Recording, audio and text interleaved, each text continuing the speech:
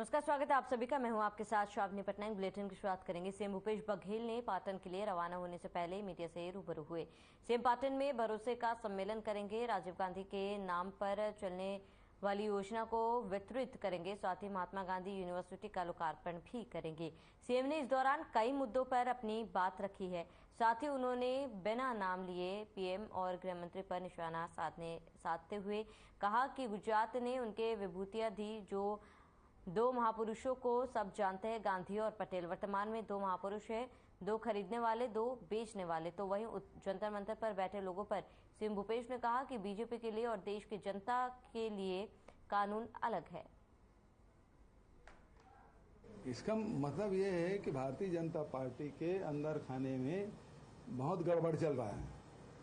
कभी कोई किसी को नेता मानने को तैयार ही नहीं और किसी से कोई कम नहीं, चाहे वो डॉक्टर रमन सिंह हो, चाहे बृजमोहन अग्रवाल जी हो, चाहे वो अरुण साहू जी हो, चाहे और कोई हो, वो एक दूसरे को कोई नेता मानने को तैयार नहीं है। और पहले वो हंटर चलाने वाली आके चली गई है ना, फिर जाम वाला आ गए और उसके बाद माथुर साहब आए। लेकिन अभी भी मैं समझता था माथुर साहब बड़े सीजन्ड हैं और ठीक ठाक चलेगा, लेकिन अब वही स्थिति बन रही है जैसे वो करीब 3.5 लाख हो गया है और उसमें 48% महिलाएं हैं और उसमें और उसी रेशियो में जो गरीबी रेखा नीचे जीवन यापन करने वाले लोग हैं।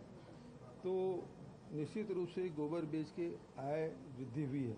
आज मैं ट्वीट देख रहा था रमन सिंह का कि एमटेक MBBS वाले भी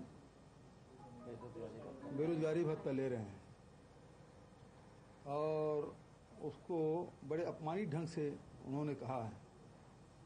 तो रमन सिंह 15 साल तो लूटे हैं, लेकिन यह क्या विधायक के वेतन भत्ता लेना बंद कर दें क्या वो? भोपाल में बीजेपी प्रदेश कार्य समिति की बैठक शुरू हुई है। ये बैठक 4 क्षेत्रों में आयोजित होगी। बैठक में सीएम शिवराज सिंह चौहान समेत बीजेपी प्रदेश अध्यक्ष VD शर्मा, केंद्रीय मंत्री नरेंद्र सिंह तोमर और कैलाश विजयवर्गीय, विधायक और सांसदों समेत पदाधिकारी बैठक में शामिल रहे। और वहीं बैठक में मिशन 2023 को लेकर रोडमैप तैयार होगा। साथ ही सभी पदाधिकारियों को जिम्मेदारियां भी सौंपी जाएंगी। बैठक में सौंपी गई जिम्मेदारियों की भी जानकारी ली गई।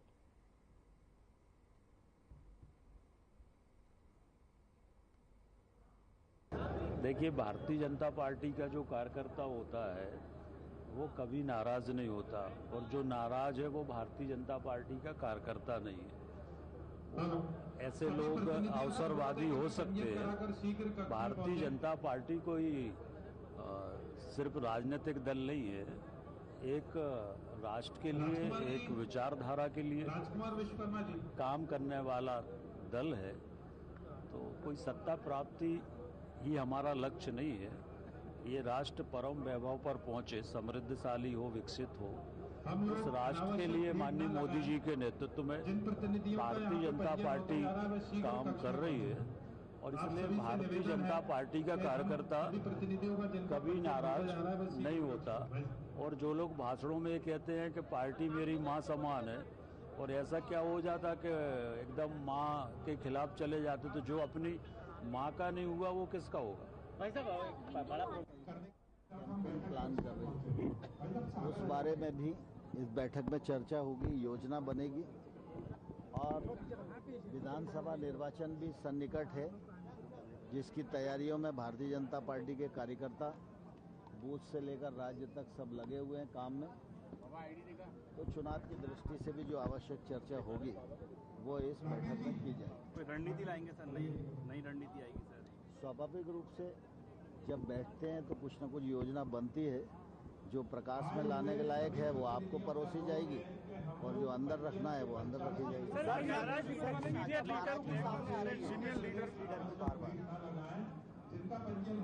देखिए, ये तो संसार है और भारतीय जनता पार्टी एक लोकतांत्रिक दल है और इसमें कई बार मत भिन्नताएं रहती हैं, लेकिन मत भिन्नता मतभेद में न बदले, इसके लिए पार्टी प्रयत्नशील रहती है। अगर ऐसी कभी बात आती है तो पार्टी संबंधित लोगों से बातचीत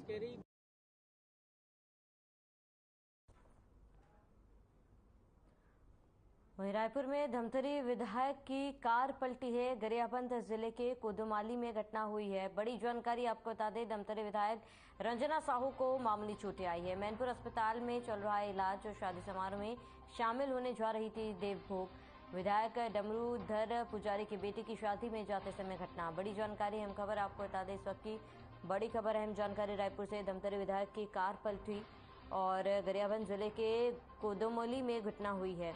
धमतरी विधायक रंजना साहू को मामूली चोटें आई है। मैनपुर अस्पताल में इलाज चल रहा है। विधायक डमरूधर पुजारी भी बड़ी जानकारी आपको बता रहे हैं। धमतरी विधायक की कार पलटी है और मामूली चोटें आई है विधायक को। धमतरी विधायक रंजना साहू को मामूली चोटें आई हैं। अस्पताल में इलाज जारी है। विधायक डमरूधर पुजारी के बेटे की शादी में जा रही थी विधायक और उन्हें मामूली चोटें आई हैं। फिलहाल उनका इलाज चल रहा है। गाड़ी पलटने से यह हादसा हुआ और गरियाबंद जिले के कोदोमाली में ये दुर्घटना हुई।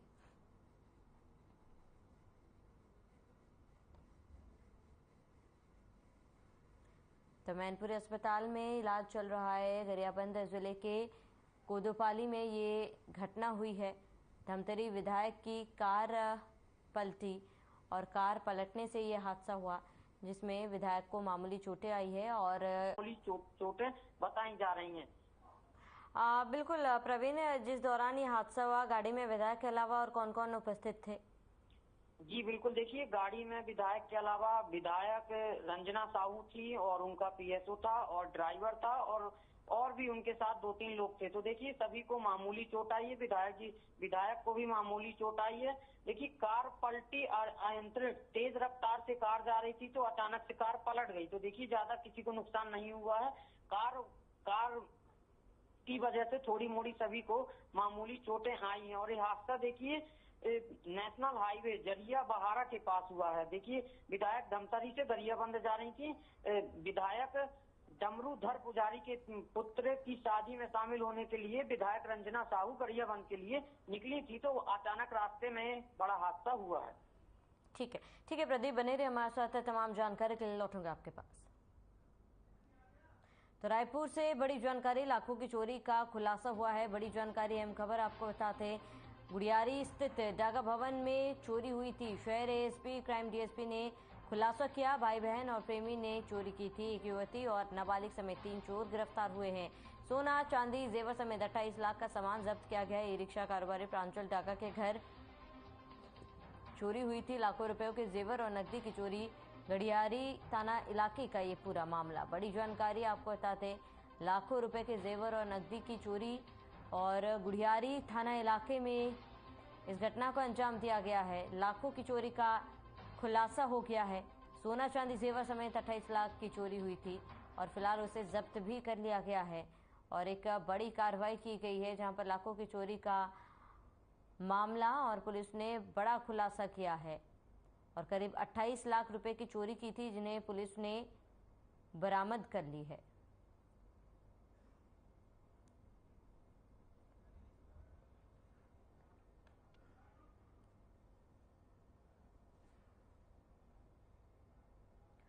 ज्यादा जानकारी के लिए संवाददाता प्रदीप नामदेव लगातार हमारे साथ बने हुए हैं। प्रदीप, क्या जानकारी इस पूरी चोरी की घटना को लेकर?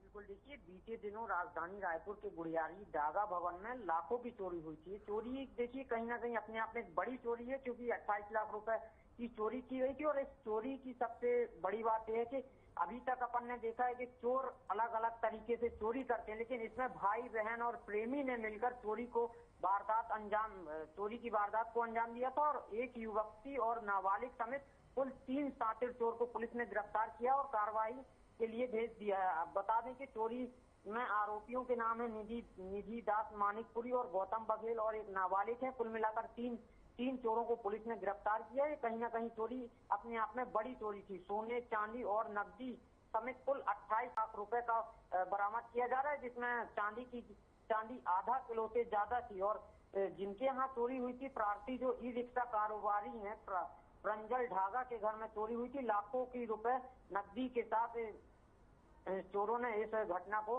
वारदात दी थी। पूरा मामला गुड़ियारी थाना क्षेत्र का है। बिल्कुल प्रदीप, क्या जो चोर पकड़े गए हैं, जो आरोपी है, उनके खिलाफ इससे पहले भी आपराधिक मामले कोई दर्ज है? जी बिल्कुल, देखिए इसमें से जो है बहन का जो भाई है उसके खिलाफ इसके पहले भी चोरी के कई मामले दर्ज हो चुके हैं, लेकिन जो दो लोग और हैं, एक नाबालिग और एक व्यक्ति, उनके खिलाफ कोई चोरी का मामला नहीं है।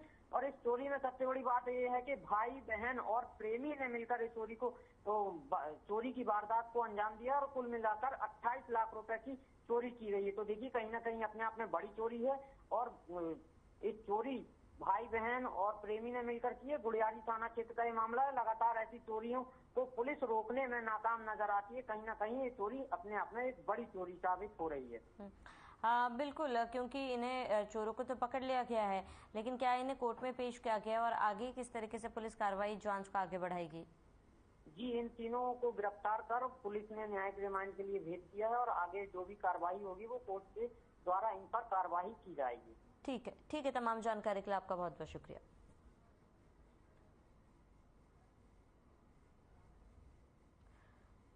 तो खबर अंबिकापुर से है, जहां विकासखंड में शासकीय जमीन को खाद्य मंत्री के निजी सचिव भूपेंद्र यादव, ब्लॉक कांग्रेस अध्यक्ष प्रदीप गुप्ता, बीजेपी नेता अमित गुप्ता, एएस कॉन्ट्रैक्टर जयेश गुप्ता सहित पटवारी और कानूनगो और मिलीभगत सामने आई है, जिसके बाद सरगुजा कलेक्टर ने कार्रवाई की है। दरअसल बतौली तहसील क्षेत्र अंतर्गत 130 करोड़ से अधिक भटको कालीपुर खरदना की शासकीय जमीन को निजी मत में करने की शिकायत तहसीलदार से ग्रामीणों ने की थी, जिसके बाद सरगुजा कलेक्टर ने एसडीएम की अध्यक्षता में टीम गठित कर जांच के लिए कहा गया था।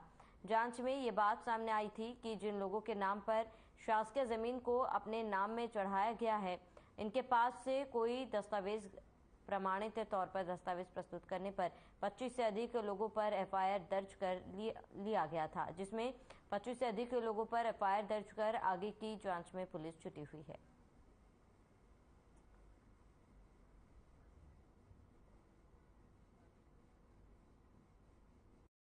बतौली ब्लॉक के भटको गांव के ग्रामीण करीब 15-20 दिन पहले कलेक्टर कार्यालय में आए थे और उन्होंने शिकायत की थी कि बहुत सारी ऐसी शासकीय भूमि, गोचर की भूमि जो करीब 130 एकड़ के आसपास का था, वो शासकीय ज़मीन को है वो पटवारी और अन्य लोगों के माध्यम से उसको प्राइवेट लोगों को के नाम पे उसका नाम को कर दिया गया था और खसरा B1 में उनकी प्रविष्टि भी कर दी गई थी। इसको और इसमें बहुत जो व्यक्ति थे, बहुत नामचीन व्यक्तियों का नाम इसमें आ रहा था जो विभिन्न पार्टियों से जुड़े हुए हैं।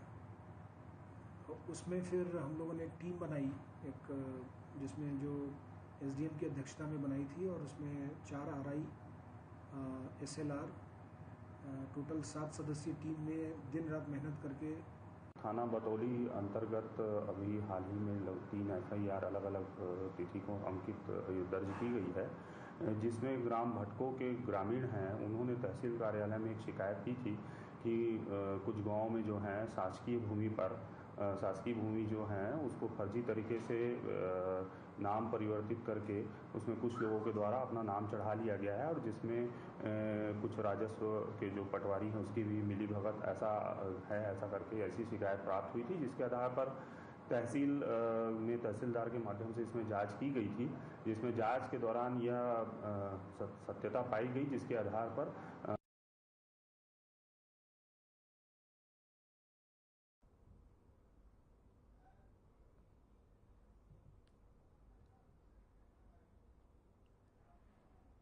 सीजीपीएससी का रिजल्ट जारी होते ही बीजेपी ने कांग्रेस सरकार पर आरोप लगाना शुरू कर दिया है। बताते हैं कि बीजेपी के महामंत्री ओपी चौधरी ने कांग्रेस पर आरोप लगाते हुए कहा, सीजीपीएससी रिजल्ट में गड़बड़ी की गई है। बीजेपी ने सीबीआई जांच की मांग की है।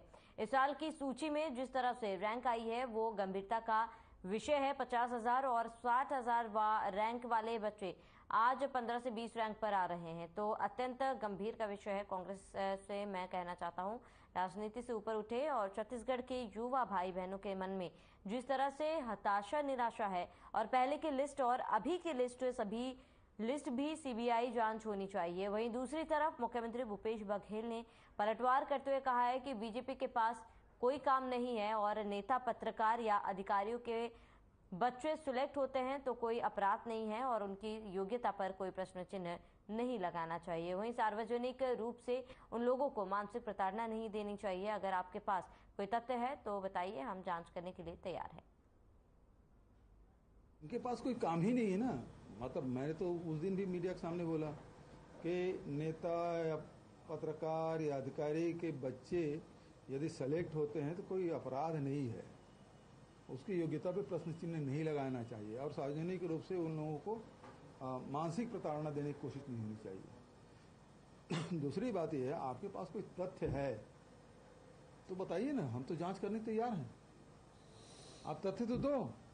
इनके पास कोई तथ्य नहीं है। सुबह सो उठ के सोशल मीडिया में लोग सक्रिय रहते हैं, किसी की छवि बिगाड़ने के लिए, किसी को बदनाम करने के लिए, कैसे करना है वो उसी में लगे रहते हैं। 2018 का मेरा फोटो एक छाप दिया हूँ, गिलास में चाय पी रहा हूँ उसका। आज किसी भूतपूर्व नेता प्रतिपक्ष को भूत अचानक जागा और फोटो डाल दिए। अभी की सूची में जिस तरह से विषय आए हैं, किसी का रैंक पहले वाले पीएससी 50,000वां रैंक, 60,000वां रैंक था और आज 15, 20, 25 रैंक पे आ रहे हैं। इस तरह के मैटर सामने आ रहे हैं जो कि अत्यंत गंभीर मैटर है। फिर भी मैं कहना चाहता हूं कि यह मैटर भाजपा कांग्रेस से ऊपर उठने का, आरोप प्रत्यारोप की राजनीति से ऊपर का विषय है। कांग्रेस को मैं कहना चाहता हूं कि आरोप प्रत्यारोप की राजनीति से ऊपर उठे। आज उनकी सरकार है, उनकी जिम्मेदारी है कि छत्तीसगढ़ या युवा भाई बहनों के मन में जिस तरह का हताशा और निराशा का वातावरण बना है उसको दूर करें। पहले की लिस्ट हो, आज की लिस्ट हो, सारे लिस्ट को फिर से बोल रहा हूं, कांग्रेस भाजपा से ऊपर उठकर आज के लिस्ट पर अगर कांग्रेस को इतने पारदर्शिता पर, उसके पवित्रता पर इतनी वो अगर वकालत कर रहे हैं, आरोप प्रत्यारोप की राजनीति कर रहे हैं, तो पहले की लिस्ट, आज की लिस्ट, सभी लिस्ट के सीबीआई जांच के लिए। वहीं मध्य प्रदेश के आरटीओ की राजधानी इंदौर में शादी के नाम पर दुष्कर्म के मामले में लगातार सामने आ रहे हैं। वहीं एक ऐसा ही मामला भंवरकुआं थाना क्षेत्र से सामने आया है, जहां पर एक युवती के पास ग्वालियर के रहने वाले युवक ने शादी के नाम का झांसा देकर दुष्कर्म किया और फरार हो गया। युवती की शिकायत पर पुलिस ने दुष्कर्म का मामला दर्ज कर युवक को ग्वालियर से गिरफ्तार किया है और इस मामले को लेकर थाना प्रभारी शशिकांत चौरासिया ने बताया कि युवक स्वसहायता समूह लोन फाइनेंस कराने का काम करता था।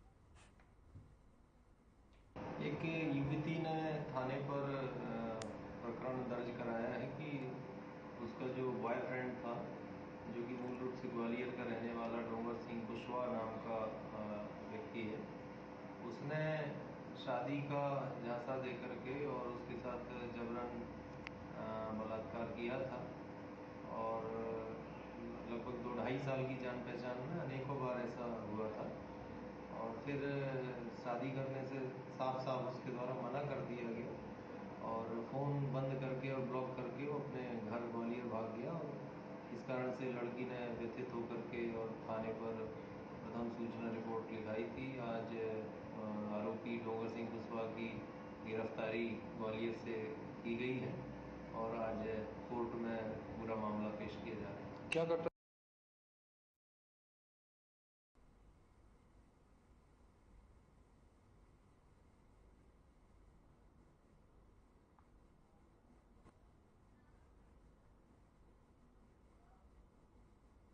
मनावर के शनिदेव मंदिर में भगवान शनिदेव का जन्म उत्सव धूमधाम से मनाया गया और इस अवसर पर भगवान शनिदेव की 101 दीपों से महाआरती का महाप्रसादी का वितरण किया गया। मंदिर के संत श्री 108 श्री भरतदास जी त्यागी महाराज ने बताया कि शनिदेव जन्मोत्सव के अवसर पर महायज्ञ महाआरती के पश्चात महाप्रसादी का वितरण किया गया। मंदिर समिति के मीडिया प्रभारी विश्वदीप मिश्रा ने बताया है कि सुबह से ही भगवान शनिदेव के दर्शन के लिए बड़ी संख्या में भक्तों का आगमन शुरू हो गया है। वहीं दिन भर पूजा अर्चना का दौर चलता रहा। गुना से पधारे यज्ञ आचार्य पंडित श्री सूर्यमणि शास्त्री के मार्गदर्शन में दंपति सहित बड़ी संख्या में श्रद्धालुओं ने महायज्ञ में पूर्णाहुति संपन्न की। इसके पश्चात भगवान शनिदेव और भगवान बजरंगबली की 101 दीपों से संत श्री भरतदास जी त्यागी महाराज ने महाआरती संपन्न की। इसके बाद महाप्रसादी का वितरण किया गया। रात्रि में सुंदरकांड भजन आदि का कार्यक्रम संपन्न हुआ था। वहीं कार्यक्रम में मंदिर समिति के सदस्य और श्रद्धालुओं का सराहनीय सहयोग रहा।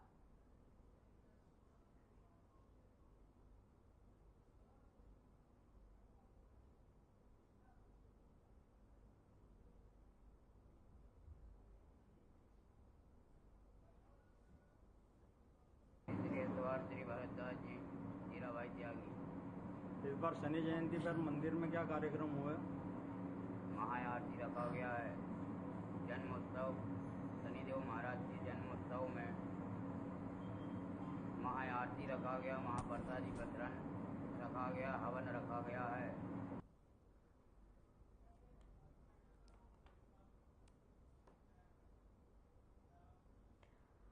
और चलिए इसी के साथ इस बुलेटिन में फिलहाल मेरे साथ इतना ही। देश प्रदेश की तमाम बड़ी खबरों के लिए बने रहे हमारे साथ।